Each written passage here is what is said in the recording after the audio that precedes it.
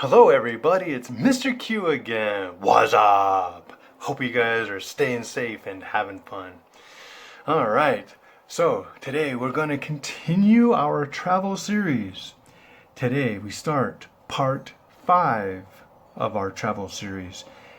And yes, once again, part 5 will have multiple parts.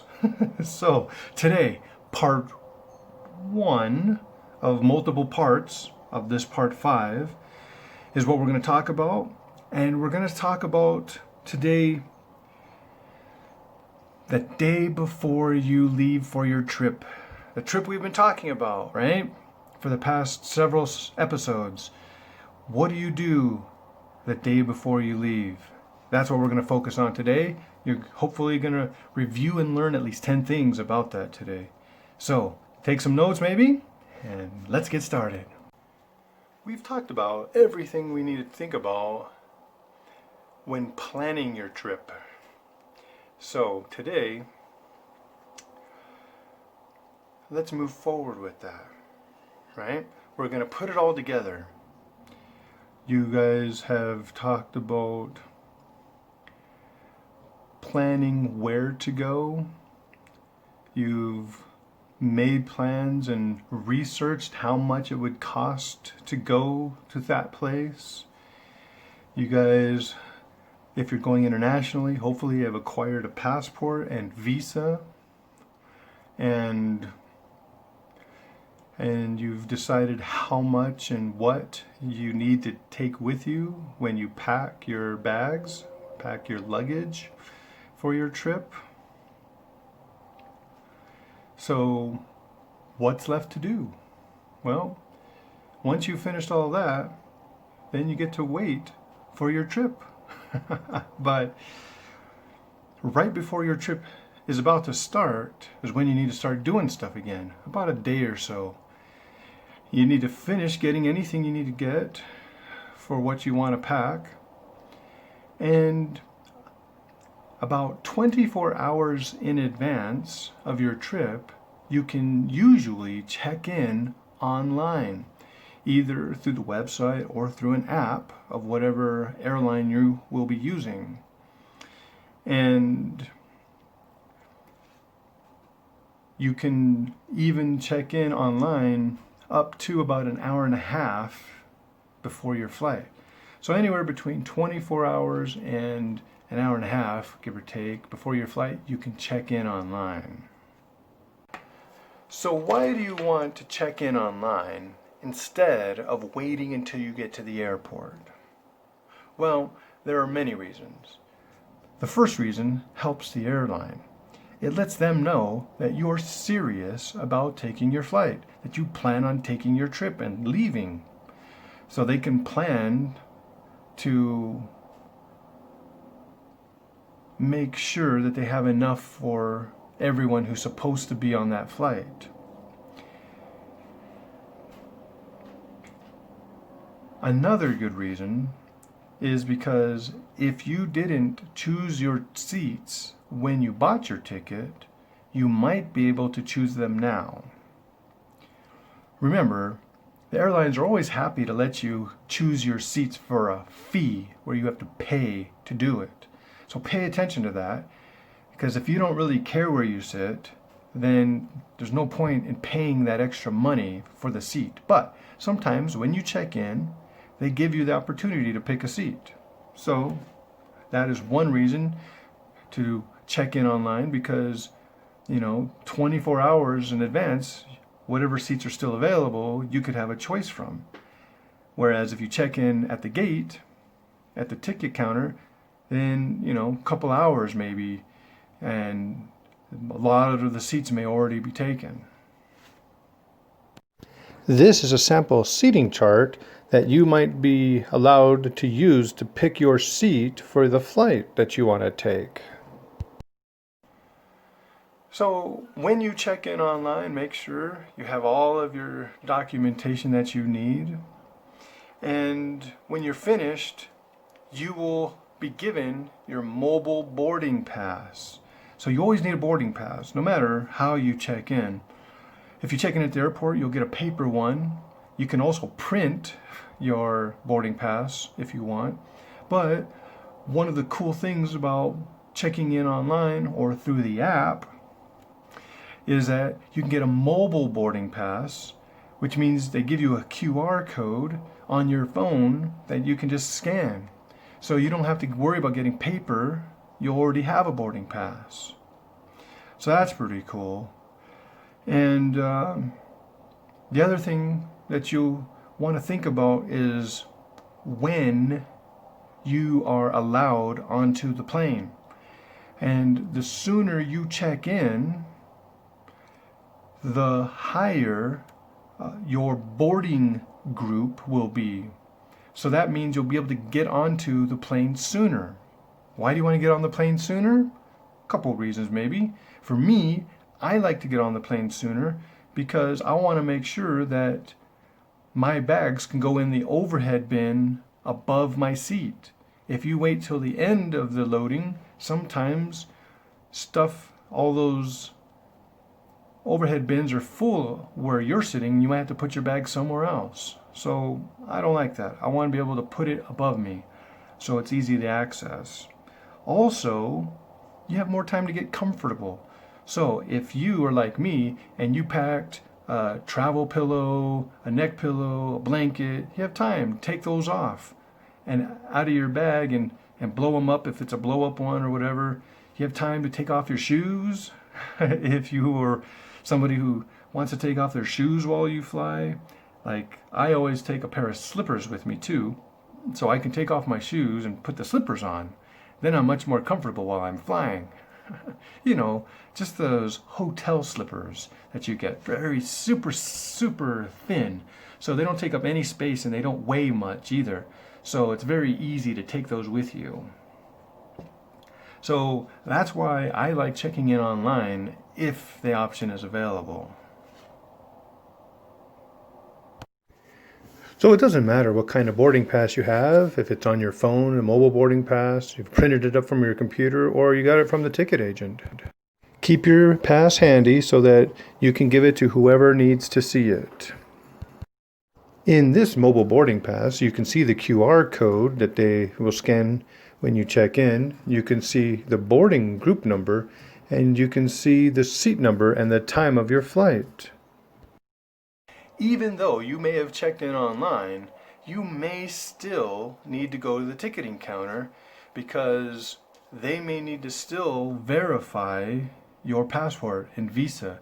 And you can still be denied the flight, even though you paid for it, if you don't have the visa for the country you're going to, if your passport is not valid, or they can also hold you for other reasons, like right now, right? You might have to have been somewhere for 14 days before you can fly.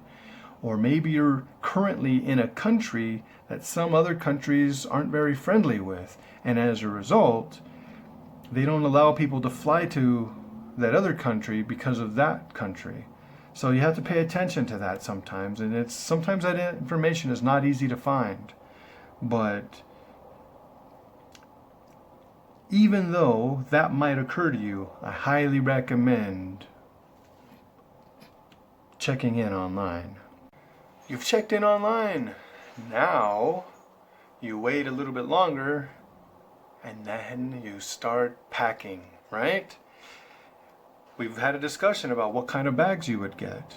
Do you want to roll it behind you? Do you want to drag it behind you? Then a suitcase with rollers is good.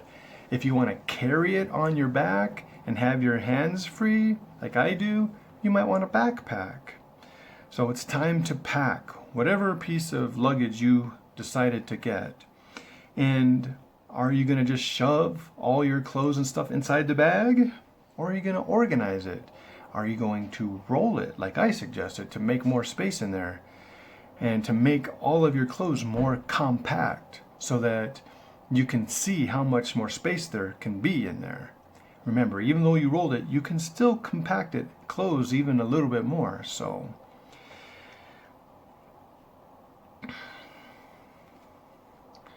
don't forget to take other things like an empty water bottle and some dry snacks, just in case your airline doesn't provide you with any kind of complimentary snacks or water or drinks. Many airlines do, especially in America, but many airlines around the world don't. So, especially if they're very low cost airlines. So, if you bought a really cheap ticket, they might not give you anything for free. So, you want to bring an empty water bottle. That way, you don't have to get stopped at security because you have an open bottle of fluid of some kind, and a dry snack, so that nobody will bother you in security either when that goes through.